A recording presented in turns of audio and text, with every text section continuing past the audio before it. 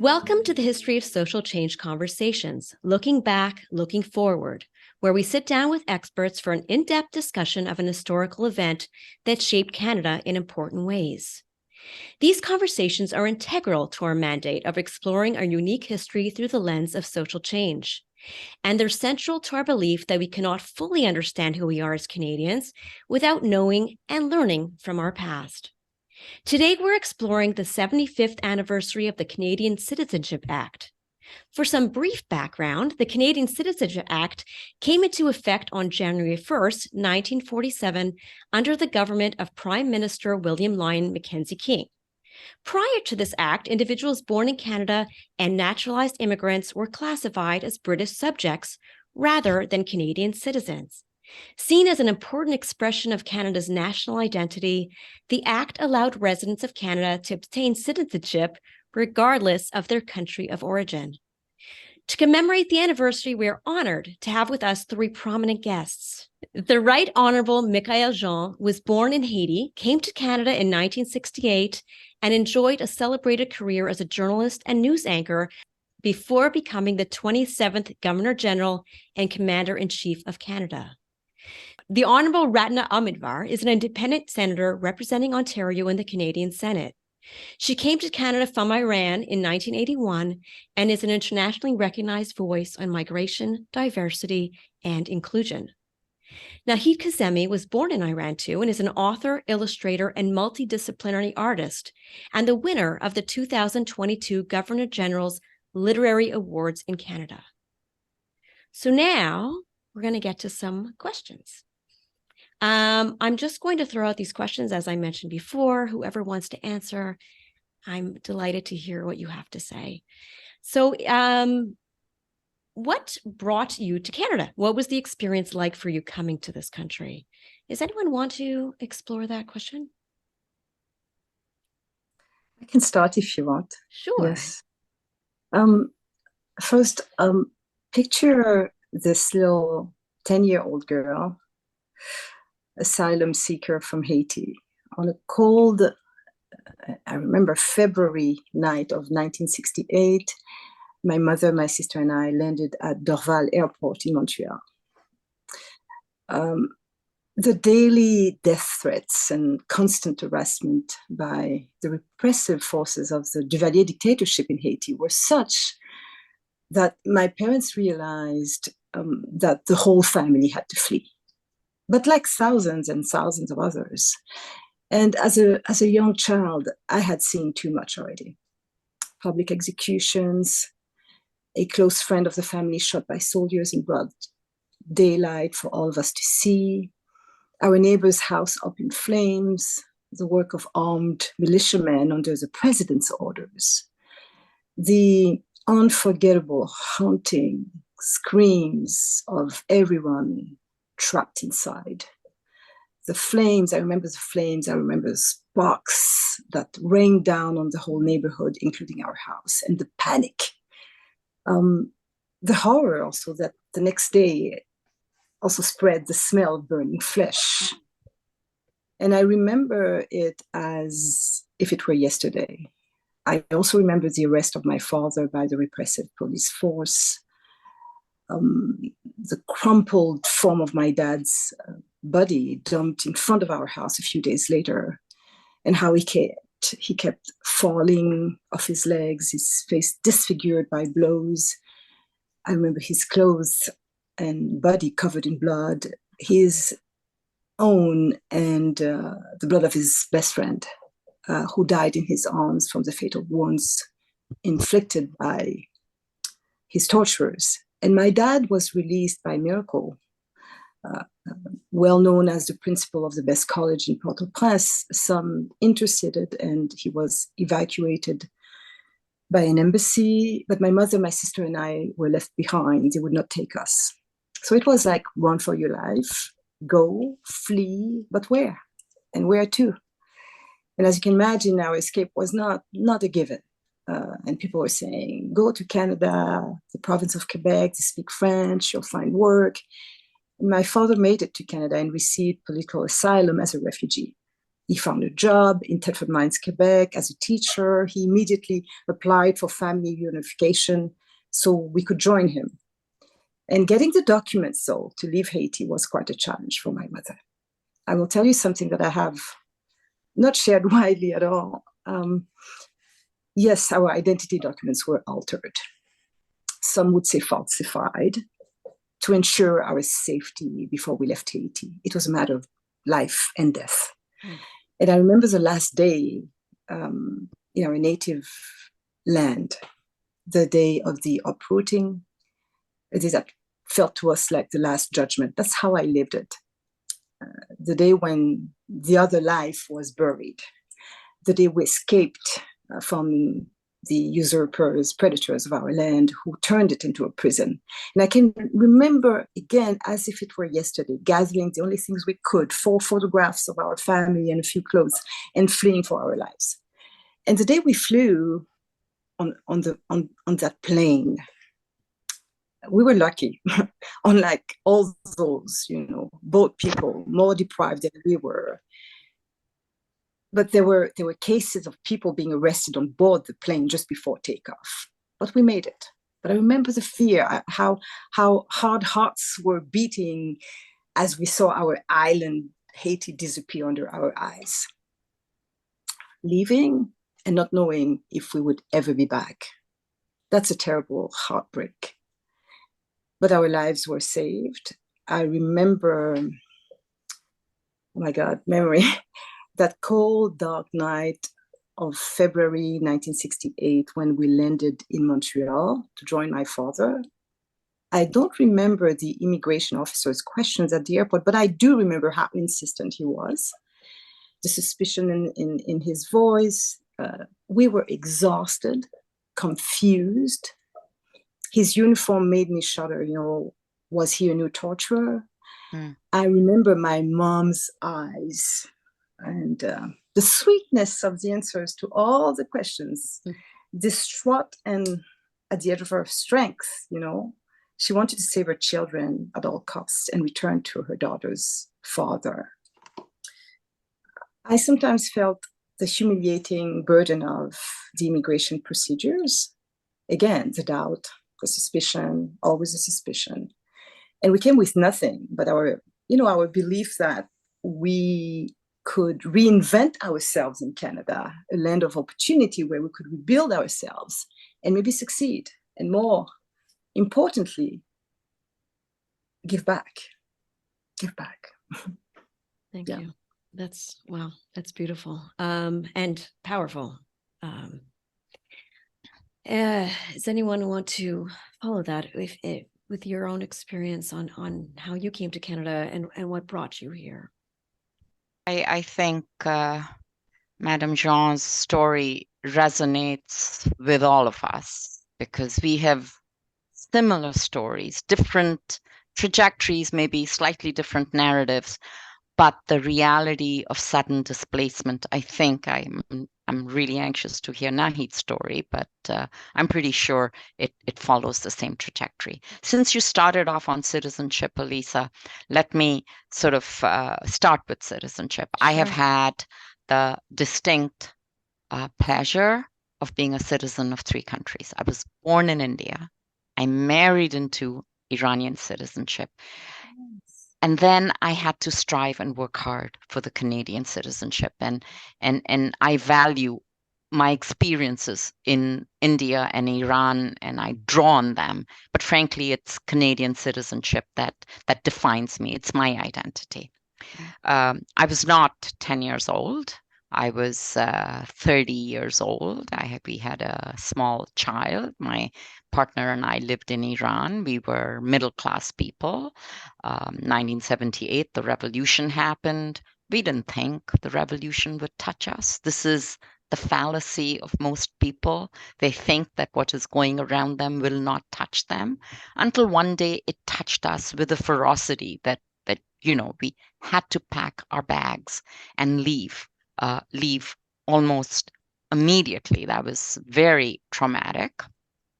And we didn't get on a plane. We had to get on a bus, take a very long journey. And like Madame Jean, told some very constructive lies at the border to get across, because at that point, the only thing that mattered was personal safety and security.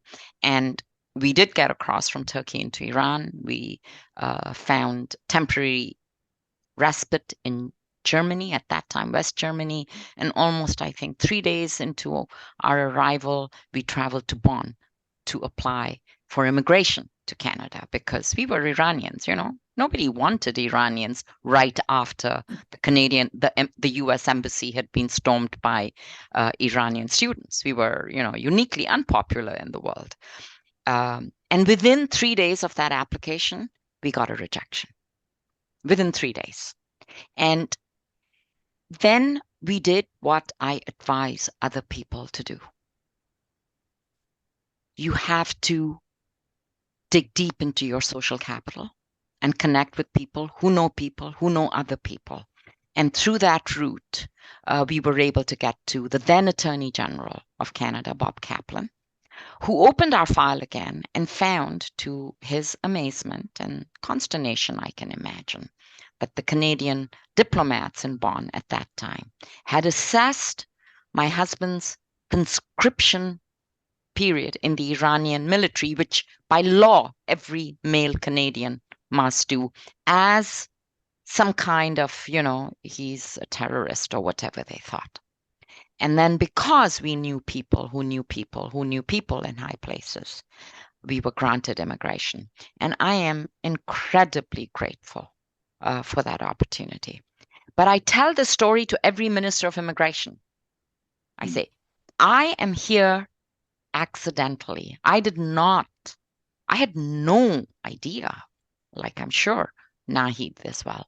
I had no aspiration to leave Iran and come to Canada. But I can tell you that kind of turmoil that Madame Jean experienced as a child, and I experienced as a mother, dislocates you in a way that is unimaginable. The floor shifts, the ground shifts from under your feet. You are left flailing. And then I arrived in Canada on a beautiful day on the 6th of June. It was beautiful. And I just cannot tell you, even today, I tear up when I think of that moment of arrival. And I knew that our personal safety and security was guaranteed. That was an enormous relief. So I have other chapters to tell after arrival. There was disappointment, there was rejection, and then ultimately there was, renewal and redemption, as I call it. But those are other chapters in the story. So let's carry on with your question. Thank you. Thank you so much for sharing that. Nahid, what about your story? Oh, all our stories are similar. For me also, I actually, first of all, I'm an adventurous person.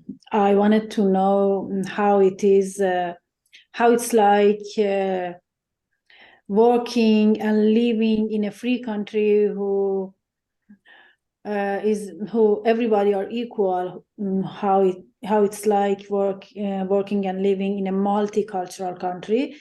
But before that, I really didn't want to leave Iran. I didn't have any decision to leave country until I was an art director in a big publisher in Iran, in the biggest publisher in Iran. The government, actually, the president has been changed, First it was Khatami, then Ahmadinejad actually was elected. Then actually two years of my work was in the previous former president, and the last 1 year was in new president. Everything has been changed in that publisher. I was art director there. I couldn't compromise anymore with the new actually situations, so I resignated. Then I started to work as a freelance artist, freelance illustrator and freelance painter, artist, animator. Then actually I got tired of struggling with huge restrictions, limitations, censorship. After a few years, after I think 2 or 3 years, I make a decision to leave Iran and to live in a new country, in order to be more creative, to be more myself, because whenever you face to censorship, as if you are hurting yourself, when you are aware of all the limitations, all the restrictions, and when you are aware that eventually you can't publish your work, you censor yourself, you get during your work, because you are aware of what is happening eventually, Mm-hmm. And it was what happened to me.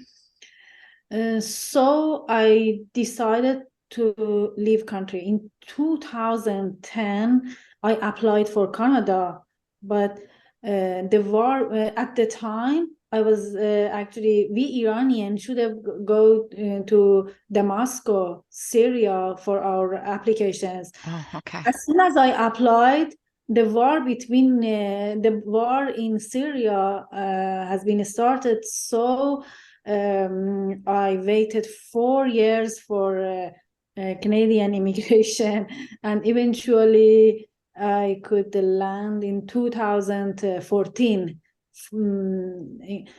And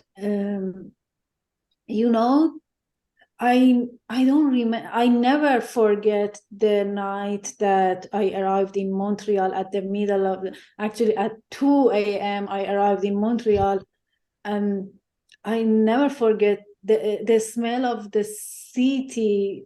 I really loved the smell of the city from the first night, and I felt safe and home here. I don't know.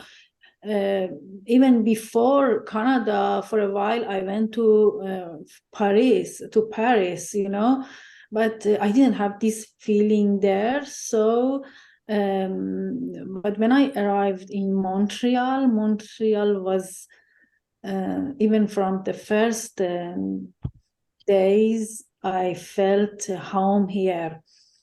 And immigration for me, it was like moving to a new house. When you move to a new house, you get rid of a lot of extra things. You give away a lot of things. You buy a lot of new things, and it was like moving to a new place and buying everything from scratch, and decorate it the way it's more suits your taste, For me, immigration in Canada, it was like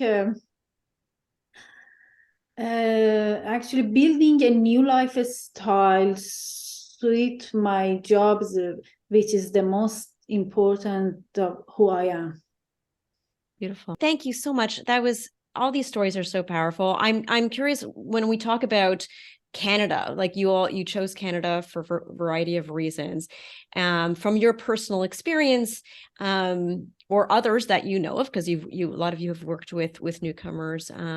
What are the attractive qualities of Canada that makes it a country to choose as a, for your point of immigration? And yeah, I'm curious what you think in terms of whether those qualities, since you've arrived here, have gotten better, if they've gotten worse, and we can get a little bit more into that. Madame Jean, do you want to respond to that one? Well, I'm sure that, Canada's reputation in the world is still largely inviolable.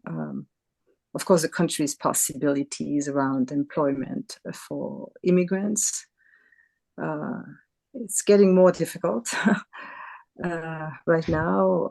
But the reputation is that our general openness, our inclusiveness, our multicultural makeup, access to education, access to healthcare, the stability and peace found here, the desire, to acquire the Canadian citizenship, the strength of our economy and our natural environment, our democracy, our values, the standard of living. All of these contribute to making Canada a very attractive country. And of course, the reality is also of many challenges. Right. I think the reason why we insist so much on diversity and inclusion, but we have the possibility of doing it. That's the thing, that's the thing.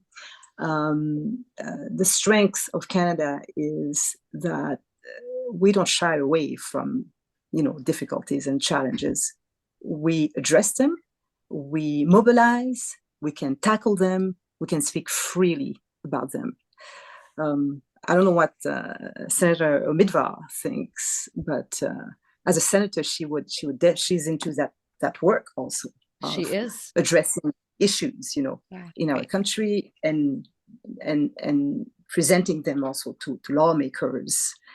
It's that possibility in terms of our democracy is the most, I believe, important one in the state of the world today.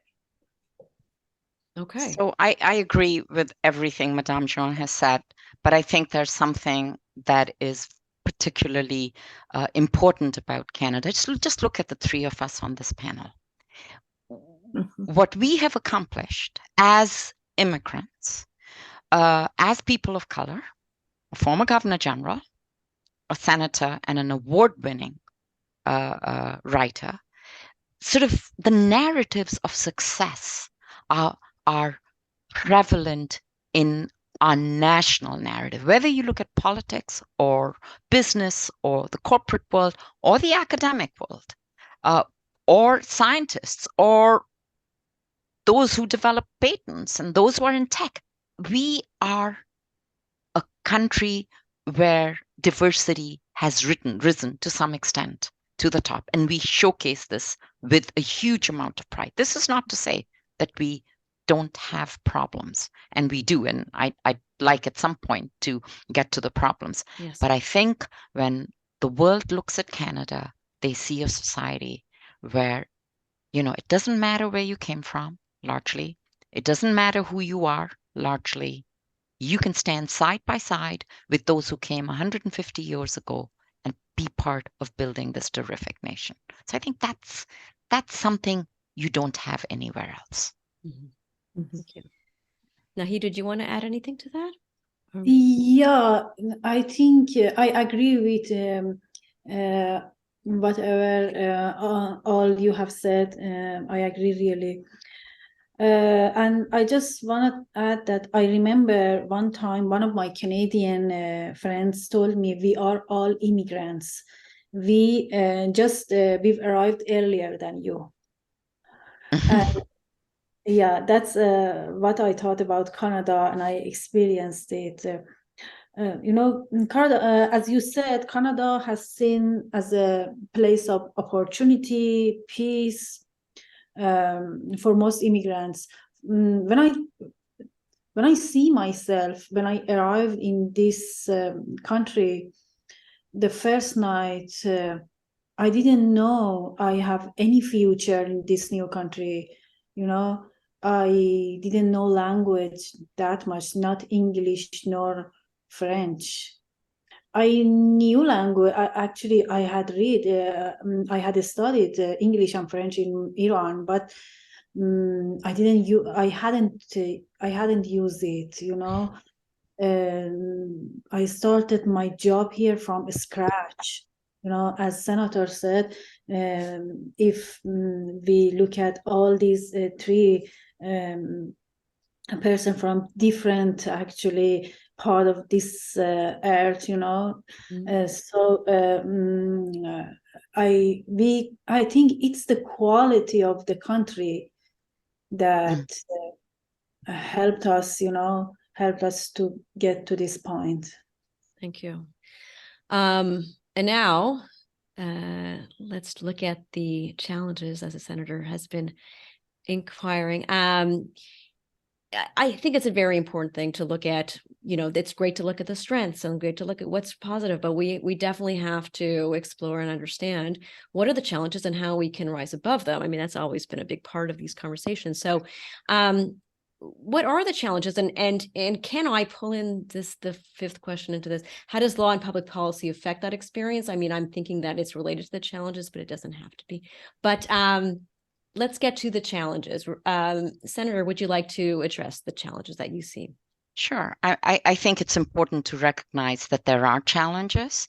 And I'm one of those who believes Canada's greatest strength is that it is never a finished product. It's always a work in progress. As a journalist said recently in the newspaper, and I picked up that line, we are the most perfect of all the imperfect countries in the world. And that is because we have a unique capacity for self-correction, self-reflection, and all of that. I think our biggest challenges, and which need to be reflected in law, and the law is a moving target. It evolves, it doesn't stay static, it changes over time. And we can talk about the changes to the Citizenship Act, since this is about citizenship. But I think the biggest challenge Canada has in terms of holding our country together is bringing new Canada and old Canada together. And when I talk about old Canada, I think about the displacement that immigrants have created unknowingly, unbeknownst to them, the displacement of Indigenous people ever since the first settlers came to Canada. It is astounding that there are only two populations in this country that are growing. One is the Indigenous people, where the growth rate is way over the negative growth rate of the rest of Canada. The other is through immigration. And yet, this part of old Canada and this part of new Canada never speak to each other. It's a challenge. So I think we need to, thinking about the laws, I believe that beyond having a question in the citizenship test about the Indigenous history of our country, we need to actually make it an upfront requirement for admissibility. I mean, you want to come and be part of our country, you have to learn this rather ugly part of our history. It may not have happened on your time, but once you enter a family, all members of the family become your family. We can't pick and choose. So that's one thing I would like to see addressed in a more robust manner than in simply aspirational terms. I think there is an underbelly to the immigration story that needs to be disclosed, and that is the underbelly of racism, particularly anti-Black racism. And this has disclosed itself in many ways. I know many Black Canadians do not like to be called immigrants because they have been part of our nation for years and years and years. So, there are layers to this, but we must address, we must reflect, correct, apologize as we can, and take corrective action so that Black Canadians of the past and new Canadians who are Black, who are coming from Africa and other parts of the world, do not feel the sting of racism the way that it is felt today. So I'll rest there. Okay. These are both constructs that can be addressed through the law and must be addressed through the law, but the laws change behaviors. They don't change attitudes. Absolutely. And attitudes change comes with time. Absolutely. Well said. Thank you. Madame Jean, would you like to add to that? Yeah, absolutely. I think it is indeed very important to understand the history on this territory, and to understand that we don't come unscathed from the colonial legacy. So we need to look back at our history and imagine a path forward. And there's no short answer to that. I'm so happy that, and I think she has done that rightfully that Senator Omidvar, mentioned our Indigenous brothers and sisters. There's something as a Black Canadian that you realize that you have in common with Indigenous peoples here in Canada, the First Nations, Métis, and Inuit people, is that we are the conquered peoples from a colonial point of view. Mm-hmm. And about the Black presence here in Canada, we need to remember this. Of the 6.5 million people who crossed the Atlantic between 1500 and 1800, only 1 million came from Europe. 5.5 million were Africans. It bears repeating that the vast majority of the people who laid the foundations of the modern Americas were of African origin. They, of course, forcibly came under the juggernaut of an abhorrent, perfectly run machine of human trafficking with circuits over oceans and across continents, known as the transatlantic triangular trade between Europe, Africa, and America, including Canada. This is something that sometimes we don't want to hear, but including Canada. Slavery was a very normalized and convenient commerce that lasted centuries. And Indigenous peoples and people captured in Africa were enslaved together. So that creates also a very, very, deep and profound connection. And as we address, part of the challenge is, systems that exclude people, we must also tackle some darker parts of the history of immigration in Canada. There's a book quite interesting that I recommend. It came out in 2017. The title is Policing Black Lives, State Violence in Canada from Slavery to the Present, from Montreal author Robin Maynard. She describes Canadian immigration policies in the first half of the 20th century as, and I quote, based around white supremacy and hostile anti-Blackness prevailed. So in the early 20th century, at a time when white settlers were being offered free farmland, Black migrants fleeing racial terror by the Ku Klux Klan from the US were subjected to unwarranted medical examinations. Can you imagine? Aimed at deterring them. Medical examiners were paid a government bonus for each Black migrant that they turned away. So for context, the KKK, the Ku Klux Klan, also had its base and influence in Canada, as did later other, fascist and Nazi organizations. In the 1920s, Alberta membership in the KKK peaked between 5,000 and 7,000. Wow. While the Klan newspaper, The Liberator, produced out of Edmonton, purported a circulation of 250,000. This at a time when the whole population of Alberta hovered just around 500,000. So although Black slaves and free persons had worked in Canada for hundreds of years, there was this concept of climatic unsuitability that was developed and deemed applicable to Black peoples. So Section 38 of the 1910 Immigration Act empowered the governor and council to prohibit entry of immigrants belonging to, quote, any race deemed unsuited to the climate of requirements of Canada. So similar conceptions of climatic unsuitability appeared in Canadian immigration policies until the 1960s. So immigration agents informed steamship companies that they were not to sell tickets to African Caribbean peoples. Failing that, the companies would be held financially responsible for the cost of a Black migrant's refusal at the border for up to 3 years afterward, including the migrant's possible detention and deportation. So even more than that, in private correspondence, William D. Scott, who was a superintendent of immigration from 1903 to 1924, bluntly stated the unwritten policy. Let me read it to you.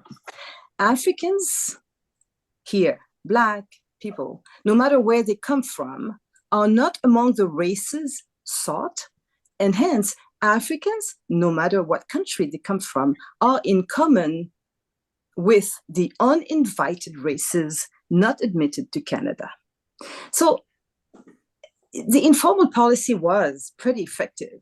It affected Canadian demography over decades. In a 20-year period, at the turn of the last century, 3 million immigrants, mostly white settlers, came to Canada. In that same period, Black American and Caribbean migrants made up approximately 5,000 arrivals only. So racist exclusion remained deep into the 20th century. By 1961, 95% of Canada's settler population were whites of European heritage. So, of course, looking at Toronto, looking at Montreal, Vancouver, and our major cities, you would think that all this is very, very far behind us. But to this day, our country is not immune to extreme xenophobic movements whose voices find sympathetic resonance, including within certain political parties. Of course, it's a global phenomenon, and it calls for the utmost vigilance. But look how often anti-immigration wedge politics are at play during elections. Selective immigration remains and often hides, systemic discriminatory dynamics against unwanted immigrants. So you see, there was a story in the Atlantic entitled Canada has its own ways of keeping out unwanted immigrants.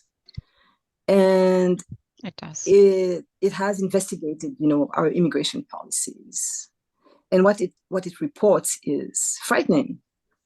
How Canada's visa rules are some of the most restrictive in the world, with rejection rates on the increase for a number of years, while certain war-torn countries see as much as 75% of their applicants rejected. I can stop there because I'm being too long already. I think it's I can go on listen to you for hours, but I think it's fascinating. That article, by the way, what year did that come out? Do you know what year that was published? It was published recently. Okay. Recently, I don't remember the year, but it was a recent thing. Okay. Look it up. Yeah. Naheed, do you mind if I throw you the next question? Because I want to make sure that do you have something specific about the challenges? Do you want to say something about the challenges? I just can add sure, go ahead. Something about as a simple Senator and Michelle actually thought about the issues with colored people with law and actually public policy, which was actually deep but me as an immigrant that I was actually involved in some issues like language barriers, like healthcare, like housing. I can just add that the law and public policy, whatever it is now, helped me to go through all these procedure actually peacefully. That's it. That's an important point. That's important. Yeah, that's important. Madame Jean, I cut you off. You were saying something? Yeah, it's crucial for every cultural society. Whatever it is was so helpful. And this is what I was saying. Our strength here in Canada is that every challenge we're talking about now, around these challenges, we mobilize. We can do that freely. We address them. We know where to address them, and we can come together. For example, I feel so privileged and honored that when I became Governor General, as a Black woman, and I know that in every state visit, wherever I would go, people would look at me and go, "How can you be at this position? A state woman in Canada when you were not born in Canada?" And I would say, "This is what Canada is about." and also it's for me to be in a position as Governor General to launch with, with our brothers and sisters, Indigenous brothers and sisters, survivors of the residential schools, and with, the younger generations, the Truth and Reconciliation Commission. Mm. I mean, what a powerful statement. How powerful this is, and to launch this call to Canadians saying it's not an Indigenous issue, it's a Canadian issue, and we need to come together, Indigenous and non-Indigenous together, to address this. And this is what citizenship is about, We are full citizens, and we can participate to these difficult conversations and come with our perspective and help also open spaces for these conversations to happen for a better country. Wow. I know that there are issues like these that you cannot even imagine in a country like France. Huh? Yeah. No, you can't. You just can't. A Truth and Reconciliation Commission in the United States, wow. Before it happens, well, at the moment, it's not even there in the air, No. There's no way at the moment, for sure not. Sorry. Yeah, that's a very, very good point. I'm going to merge the last two questions so that the senator can get out on time, but I think it's logical to put them together anyway. Lessons learned, hopes from tomorrow, the important things that we can do better for tomorrow. And we sort of touched upon that already a little bit, but if there's anything that you wanted to add to that in terms of what we can do for an even better future for Canada and Canadian newcomers, immigrants, refugees, whoever are coming to Canada new. So let me take a quick stab at it, because I really, I'm, so maybe it's an interesting conversation. Maybe it can carry on. And Madame Jeanne, I would love to get a copy of that article, because you've disclosed some history that I should know about.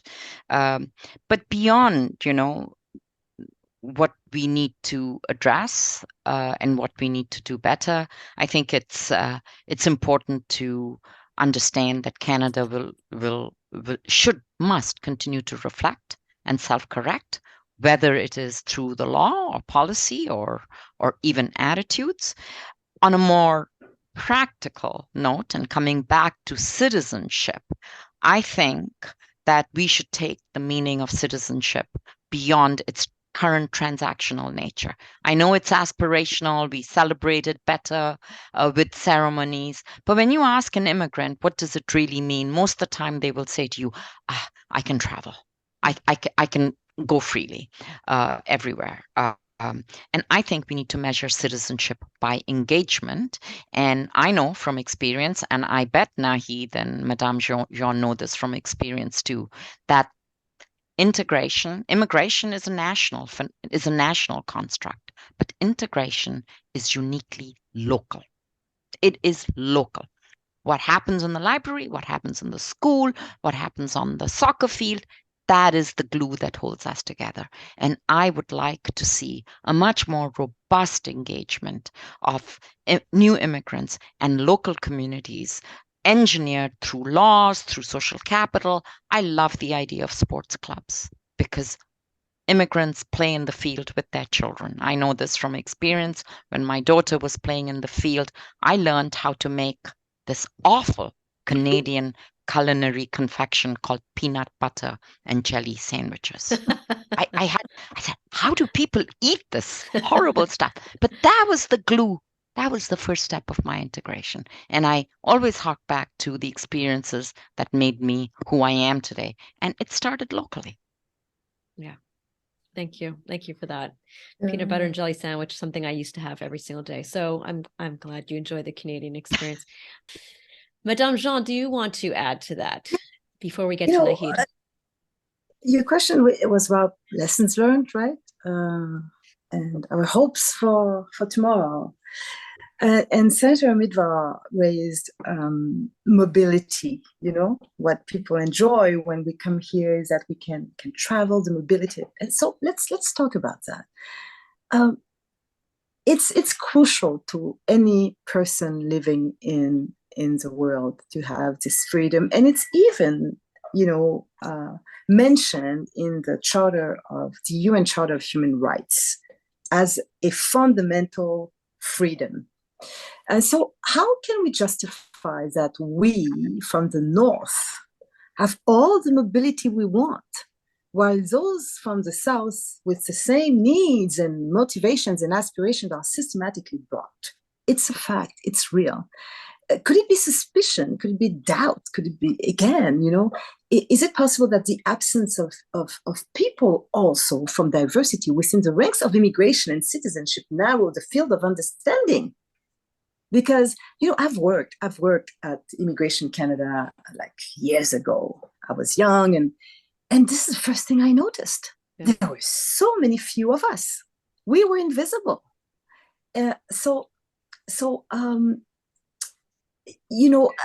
it possible that, yes, the absence of people from diversity within the ranks of immigration and citizenship, create a deficit, a huge deficit of comprehension, a real deficit of understanding, of appreciation of perspectives, and even of sensitivity in the evaluation of the potential, including in the formulation of, relevant recommendations? Because to exclude from immigration and citizenship vast numbers of, and I mean the department, vast numbers of Canadians who know about and have experienced the realities of leaving their home country, the reality of migration, is to deprive a department like the IRCC, Immigration and Refugee, of key insights, major contributions, which would be so useful, to this mandate. So Canada is changing. It is changing fast. We're on the move, and immigration and citizenship policies must catch up with, I believe, the new, reality. And our responsibility is really to encourage our common humanity, our shared sisterhood and brotherhood as a principle, and I would say even as, an absolute necessity. This is where I would like to see us going, And do you have hope that we will go there? Before I get to Nahid, I just want to know, are you hopeful that we can, in fact, achieve that? Well, on my part, what I do, I talk about it as much as I can and at every occasion. Yeah. I was very pleased in 2021 as, thoughts were around, how can we better include and diversity and inclusion. And I said exactly that when I was invited by the Department of, Immigration and Refugees, the Canadian Department, and saying also that exclusion creates, again, an immense deficit, a deficit of energies, a deficit of perspectives, a deficit of synergies, a deficit of participation, a deficit of democracy, and eventually, a huge deficit of, not eventually, definitely a huge deficit of development. Yeah. So, and I think, and I don't want it to be just a moment where we are daring, engaging this conversation. I want to see it sustainable. I want to see a real understanding of what has to change and how it will benefit, the common good, if we get a better comprehension of what people arriving here are bringing, not just receiving, but also contributing to. Beautifully said. Yes. Nahid, now it's your turn. What do you think in terms of what can be done, lessons for tomorrow, any of those elements that you want to address? I believe what Michelle said, it was complete, but I would like just to add my own experience. when I came to Canada, there was a lot of facilities, but nobody could help me.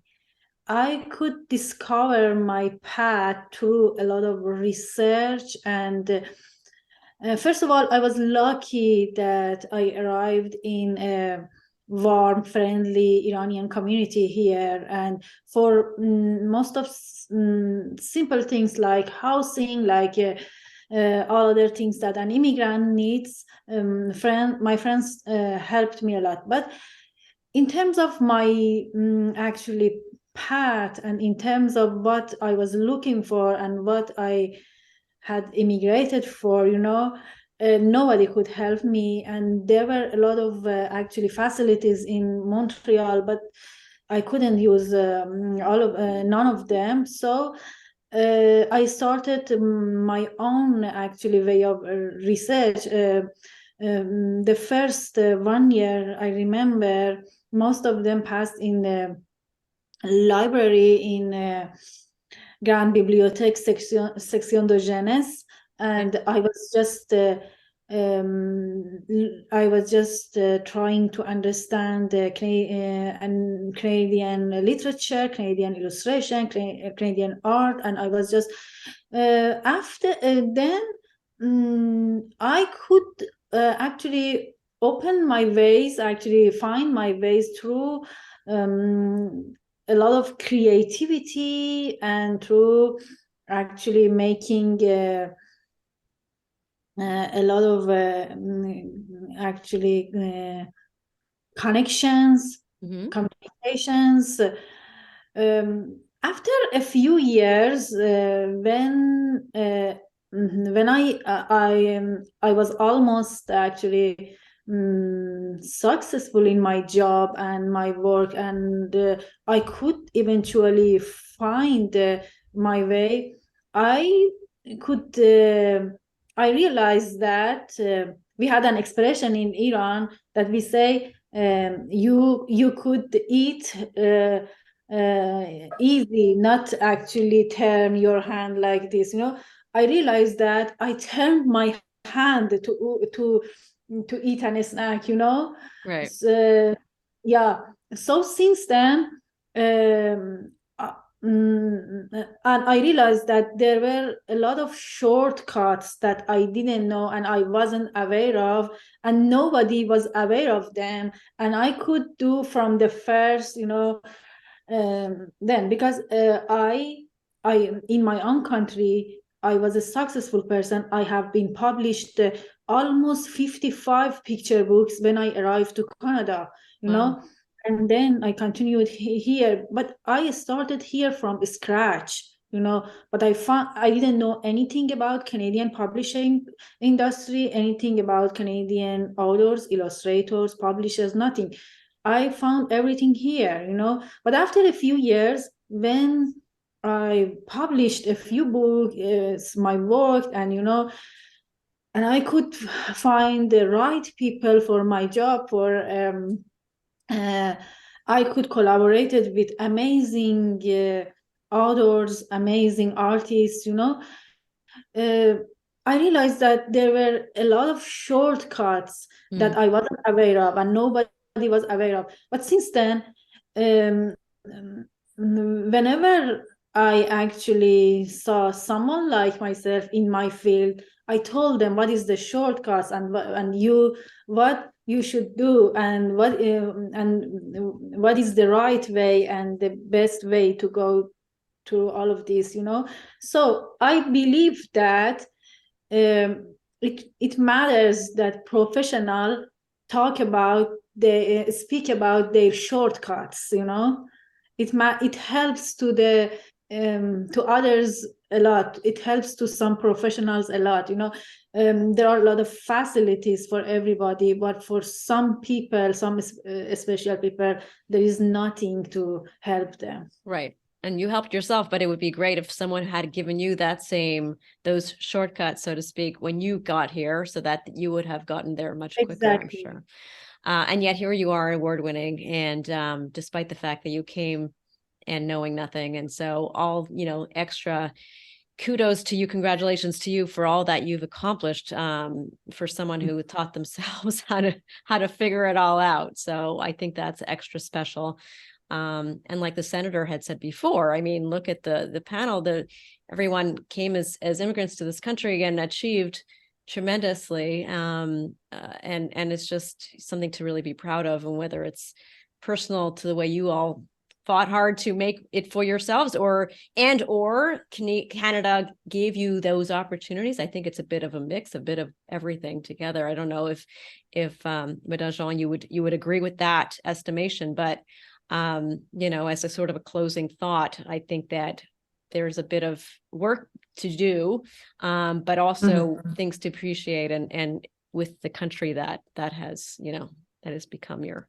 Absolutely. And, I think we all remain very thankful that we found a new life in Canada. We found asylum in Canada,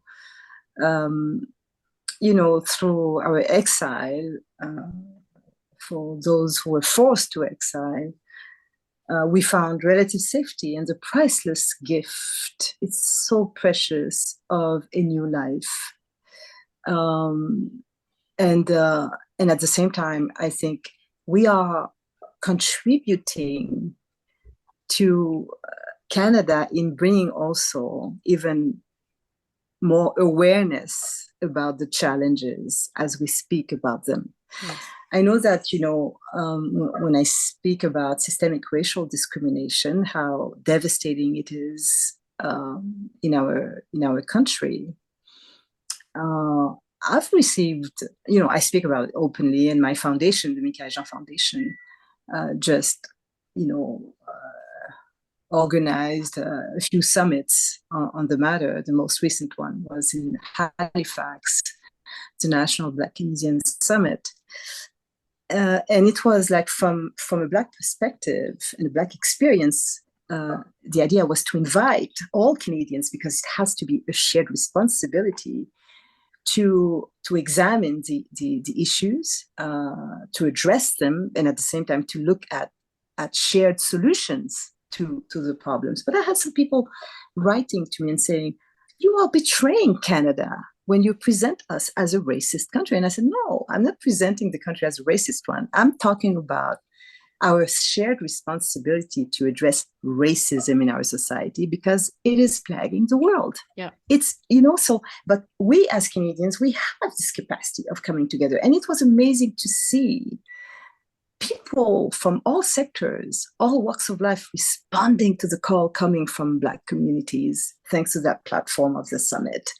Decision makers, lawmakers, the private sector, financial institutions, who were actually looking for data, a better comprehension of the challenges, because they are starting to realize the deficit that it is creating, what that exclusion is creating, even for themselves and for all of us, for society as a whole.